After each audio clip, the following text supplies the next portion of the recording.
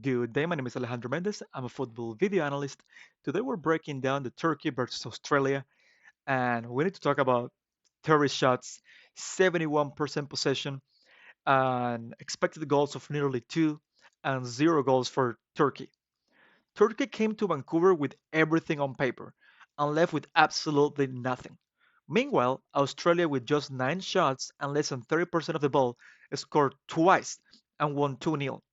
This is one of the most statistically stunning upsets of the entire 2026 World Cup. And this is exactly how the Socceroos shocked the world, and exactly why Turkey now face a tournament crisis. And let's break it down. First of all, we need to understand this is the Group D.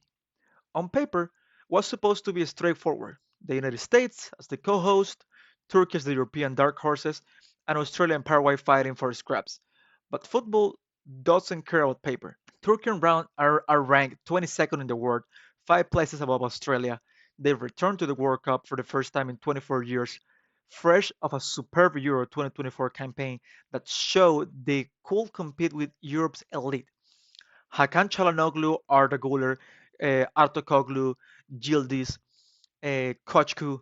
These are genuine world-class talents, and Turkey were meant to be dangerous. Australia, meanwhile, have now made 7 consecutive World Cup appearances, a record of consistency that gets criminally underappreciated. Managed by Tony Popovich, had a decision to make before kickoff. Does he go with the captain, Matthew Ryan, in goal, or does he throw a 22-year-old Patrick Beach in this World Cup debut? He chose Beach, and that decision changed everything. Now, the formation. Australia had a clear plan that will be breaking down in a second. Australia 3-4-2-1 was specifically designed to neutralize Turkey 4-2-3-1. Australia set up with Beach on goal, Cherkati, Soutar as captain, and Cameron Burgess. Wingbacks Jacob Italiano and Jordan Boss on the left. Central midfield were Aidan O'Neill and Ocon Engstler, the two 10 positions behind the strikers. And in front, Nestor Irakunda and Connor Metcalf. And up front, Mohamed Toure as a lone striker. Now, Turkey's setup was Shaqiri on goal, Çelik, Bardacci, Demiral, and Kadioglu, double pivot with Çalhanoğlu and Yüksek, and the three behind the striker were Baris Yilmaz, Arda Güler as a number 10 role in the right, and in the middle, Kochku, and as the center forward, Artokoglu. Now, Australia's three-man backline was a tactical masterstroke. With three central defenders absorbing Turkey's attacks, Popovich fed up both wingbacks to sit deeper in a five when out of possession, creating a massive defensive wall that Turkey simply could not break through despite their dominance of the ball. Now, I also want to talk about Iracondas. In the minute 27, Australia spring the counterattack that changes everything. Turkey lost the ball high up the pitch, and recurring theme in this match. And within 3 touches, Australia are in behind Nestor Irakunda. Just 20 years old, picks up the ball and left in the left channel and does what he does better than almost anyone in Australia. He runs flat out, unplayable pace. He burns past Bardacci, holds up Demiral in a desperate recovery run, and finishes with composure into the far corner. 1-0 for Australia, and the place erupts. This is, for me, one of the best words in the World Cup. It's really underappreciated, and this team from Australia has really serious chances to go to the next round with a clear chance to maybe go to the third round as well. Now, I also want to talk about Beach brilliance. After the goal, Turkey threw everything at Australia, and I'm talking about everything. And this is where Patrick Beach became a legend. 8 saves in a World Cup match on his World Cup debut. Turkey had 30 shots, 8 of them were on target. Beach stopped every single one of them.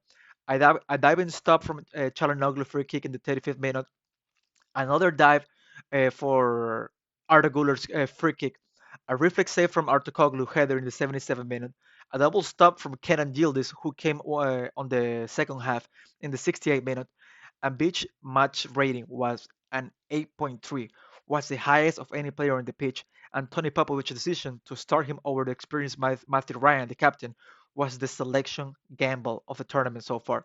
it paid off in ways nobody actually predicted. Now, one of the takeaways that I want to understand is Popovich didn't arrive at this formation by accident.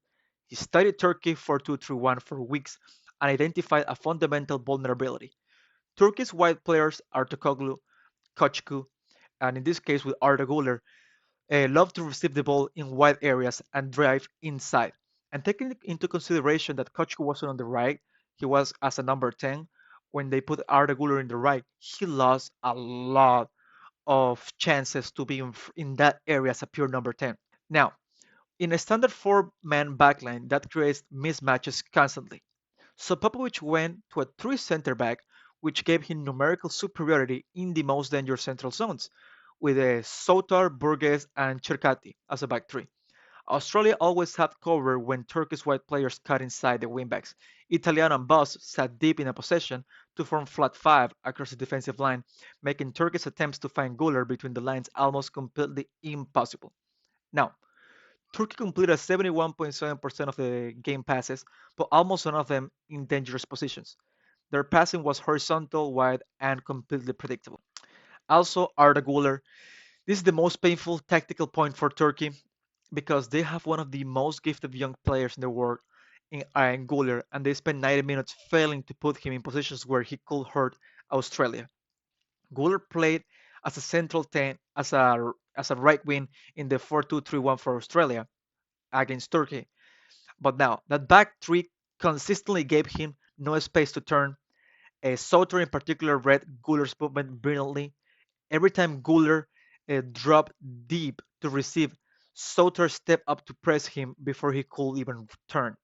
Every time Guller tried to play a through ball centrally, either O'Neill or Ocon Engstler had already blocked the lane. And what I want to actually understand from this perspective is that Australia 2, Turkey 0. One of the greatest upsets of this World Cup and one of the most tactically complete performances you will ever see from a team with less than 30% of the ball. Tony Popovich built a game plan around youth, speed, and defensive intelligence, and every single player executed it perfectly. Patrick Beach, Nestor Iracunda, Harry Sotar, Connor Metcalf.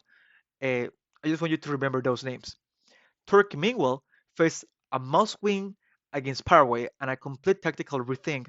The talent is there, the system is not. In the Group D, Australia now sit level on points with the United States match after one. The Socceroos against the co-host next. That might be the match of the entire group stage. I'm Alejandro Mendez. Please subscribe for a daily 2026 World Cup tactical breakdown and drop a comment below. Please share, it will help me a lot.